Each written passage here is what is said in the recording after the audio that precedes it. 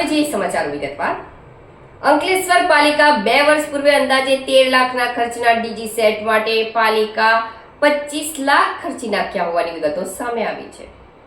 RTI હેઠળ માહિતી સામે આવી છે। આરટીઆઈ એક્ટિવિસ્ટ દ્વારા આ મામલે અંદાજે 10 લાખ રૂપિયાની ખાયકી થઈ હોવાની શંકા સાથે સુરત ખાતે પાલિકા નિયામકની કચેરીમાં અપીલમાં જતા ખળભળાટ મચી ગયો છે અને હિસાબ આંકડા બેસાડવા સત્તાપક્ષ અને અધિકારીઓની ટીમ ધંધે લાગી જવા પામી છે। અંકલેશ્વર પાલિકામાં સત્તાપક્ષના અંધેર વહીવટ અને ખાયકીના આક્ષેપ સાથે પાલિકા 2 વર્ષ પૂર્વે થયેલી બીજી સેટ ખરીદી કરી બેસાડવાનું કાંડ સામે આવ્યું છે। નિવૃત્ત શિક્ષક એવા RTI activist Pravinbhai Modi master દ્વારા આ મુદ્દે પાલિકામાં આરટીઆઈ કરી હતી, જેમાં ચોંકાવનારી વિગતો સામે આવી છે। સરકાર ગાઈડલાઈન મુજબ જેમ્સ પોર્ટલ પરથી ખરીદી કરવા માટે ટેન્ડર બહાર પાડવામાં આવ્યા હતા। એક કામ 3 વાર બોરમાં લેવામાં આવ્યા હતા। પ્રથમ 11 લાખનો અંદાજ ખર્ચ મૂકવામાં આવ્યો હતો। બીજી વાર વધીને 14 લાખ અંદાજિત ખર્ચ દર્શાવવામાં આવ્યો હતો। ખાનગી એજન્સી રોકવામાં આવી, આખરે 25 લાખ પર આંકડો પહોંચ્યો, જે બાદ સરકારના જ વિભાગ એવા જેટકો પાસેથી અભિપ્રાય લેવામાં આવ્યો, જેમાં જેટકોના તજજ્ઞએ આપેલ અભિપ્રાય અને સૂચનો આપવામાં આવી હતી, જેમાં કેટલીક કંપનીના નામ સૂચક કરવામાં આવ્યા હતા તો ટેકનિકલ સૂચન કરાયા હતા, જે બાદ ઓનલાઈન ટેન્ડરિંગમાં જે પહેલા 4 એજન્સીના ટેન્ડર રિજેક્ટ કર્યા, બીજી વાર આ જ 4 પૈકી 2 કંપનીના ટેન્ડર મંજૂર કર્યા હતા। એટલું જ નહીં, જેટકોએ સૂચવેલા કંપનીના બદલે કિર્લોસ્કર કંપનીના ડીજી સેટ બેસાડવામાં આવ્યા હતા, જેની હાલ બજાર કિંમત 7,50,000 છે, જે કિંમત ઓનલાઈન જેમ્સ પોર્ટલ પર 9,15,000 છે। તેમજ અન્ય પેનલ સ્ટ્રક્ચર સહિત ખર્ચ જોતા આરટીઆઈ એક્ટિવિસ્ટના જણાવ્યા અનુસાર વધુમાં વધુ 13 થી 14 લાખનો ખર્ચ થઈ શકે છે, જે જોતા આ ખર્ચમાં બજાર કિંમત અને ચૂકવણી કિંમતમાં અંદાજે 10 લાખની ઉલટફેર થઈ છે। ત્યારે અંદાજે 10 લાખ રૂપિયા વધારવાના ખર્ચનો હિસાબ બેસી રહ્યો નથી, જેને લઈ બંને આરટીઆઈ એક્ટિવિસ્ટ દ્વારા તમામ પુરાવા સાથે નગર નિયામક કચેરી ખાતે અપીલમાં ગયા છે। આ અંગે પ્રવીણભાઈ માસ્ટરે જણાવ્યું હતું કે આરટીઆઈ એક્ટ હેઠળ મેળવેલ વિગત ચોંકાવનારી છે, જેમાં વાલા દવલાની નીતિ સાથે સગાવાળા અને લાખો રૂપિયાની ગોબાચારી જોવા મળી રહી છે। સરકારના ક્યાં પણ એવા નિયમ નથી, માત્ર જેમ્સ પોર્ટલ પરથી જ ખરીદ કરવું જોઈએ। જો તેના કરતાં ઓછી કિંમતના બજારમાંથી મળતું હોય તો પાલિકા મંજૂરી લઈ ખરીદી કરી શકે છે કે પછી ટેન્ડર દરમિયાન બાર્ગેનિંગ પણ કરી શકે છે। વધુ જેટકોએ જે ટેકનિકલ સેક્શન આપેલું તે પ્રમાણેનું મટીરિયલ ખરીદ કર્યું નથી। 2 પેનલ મંજૂરી લઈ માત્ર એક જ પેનલ લગાવી છે અને 2 પેનલના ખર્ચની ચૂકવણી કરાઈ છે, તેના પુરાવા છે। આ મુદ્દે સંબંધિત વડી કચેરીમાં અમે અપીલ કરી છે। પ્રવીણભાઈ, આ નગરપાલિકા ડીજી સેટમાં શું ગોબાચારી થઈ છે?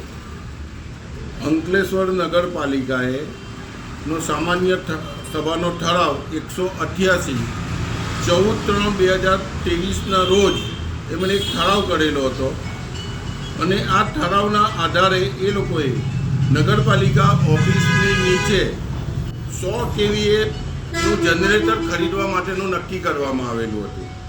હવે એમણે પહેલાં જ શરૂઆતની અંદર જ નગરપાલિકાએ જાણી બૂજીને એનો હાયર એસ્ટિમેટ આપવામાં આવ્યો। હવે એ હાયર એસ્ટિમેટ આપવામાં આવ્યો અને ગેટકો technical section Bharuch ગેટકો limited company પાસેથી મેળવેલ છે, પણ આ ટેકનિકલ સેક્શન જે આપવામાં આવેલ છે એ ડીજી સેટ મેક ગ્રીવ્સ સુધીર અને TMLTની આપવામાં આવેલ છે અને નગરપાલિકાએ જે લીધી છે તે કિર્લોસ્કર કંપનીની લેવામાં આવેલી છે।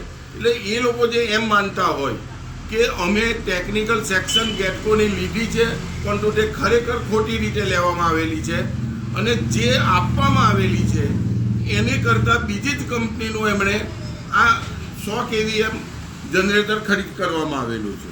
હવે હાલની જે આ બજાર કિંમત છે તો 7,50,000 રૂપિયા અમે ઓનલાઈન, અમારી પાસે આ બધા એના ડોક્યુમેન્ટ્સ તૈયાર છે, ઓનલાઈન 7,50,000 રૂપિયાની બતાવવામાં આવેલ છે।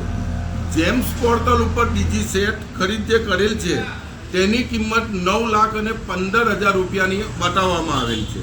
આ મોટા પાયે આની અંદર ખાયકી થયેલી છે એવું અમને અંદરથી જ જાણવાનું મળેલું હતું, નગરપાલિકાના વર્તુળોમાંથી જાણવાનું મળેલું હતું. એટલે અમે બધી આરટીઆઈ હેઠળ આ બધું એમ કરીને કાગળો માંગણી કરી અને એ માંગણીને આધારે અમે પ્રાદેશિક કમિશનર સુરત ખાતે અમે એની અપીલ તૈયાર કરી દીધેલી છે. હવે આ કામનો કુલ ખર્ચ 24,96,000 બતાવવામાં આવેલો છે. હવે એની અંદર સમર્પણ કોર્પોરેશન સુરત જે કોઈ વસ્તુ કોન્ટ્રાક્ટર જે કોઈક હોય કે બધું સુરતથી જ અહીંયા ગાડી અંકલેશ્વર નગરપાલિકાની અંદર કામો થાય છે. તો અમારો પ્રશ્ન એ છે કે અહીંયા સ્થાનિક લોકો છે જ નહીં, સ્થાનિક વેપારીઓ નથી કે આપણે સુરત સુધી આપણે લંબાવવું પડે. એ લોકોનું એમ કહેવું છે, પરંતુ આની અંદર પહેલેથી પૂરેપૂરું સેટિંગ કરવામાં આવેલું હોય છે અને એ સેટિંગના આધારે આ બધા કામગીરીઓ કરવામાં આવેલી છે.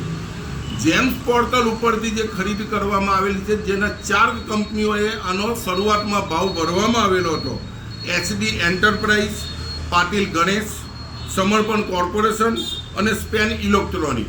આ 4ની પહેલાં શરૂઆતની અંદર ડિસ્ક્વોલિફાઈડ કરવામાં આવેલી હતી આ 4 કંપનીને, અને એ કંપનીને ડિસ્ક્વોલિફાઈડ કરી અને એમાંથી જ એ જ ડોક્યુમેન્ટ્સના આધારે 2 કંપનીઓને પાછી ક્વોલિફાઈડ ગણીને એમને એમ કરીને જેમ્સ પોર્ટલ ઉપરથી આ કામગીરી એ લોકોએ કરવામાં આવેલી છે. એટલે નગરપાલિકાએ જે એસ્ટિમેટ બનાવેલો છે અને ટેકનિકલ સેક્શન મુજબના કામો થયેલા નથી અને એના માટે અમે આ બધું તૈયારીઓ કરેલી છે અને આ બધું જ ત્યાં આગળ અમે સબમિટ કરાવી દીધેલું છે. હવે આની અંદર જે કંઈક બધું એમ કરીને ગોબાચારી થયેલી છે તેની અંદર 2 પેનલો લગાવવામાં નક્કી કરવામાં આવેલું હતું. આની અંદર બતાવવામાં આવેલું છે કે 2 પેનલો નક્કી, એમાં પેનલ એક જ લાગવામાં આવેલી છે અને તે 1,08,000ની, અને બીજી જે પેનલ છે 2,15,000ની તે લગાવવામાં જ આવેલી નથી. તેની પણ અમે પૂરેપૂરી તપાસ કરી લીધી છે. અને અર્થિંગનો જે વાયર નાખવાનો હતો એ અર્થિંગનો વાયર એલ્યુમિનિયમનો હોવો જોઈએ, કોપરનો હોવો જોઈએ. એની જગ્યાએ બિલકુલ સાદો નાખવામાં આવ્યો અને એનો ભાવ 1,08,000 રૂપિયા બતાવવામાં આવેલ છે.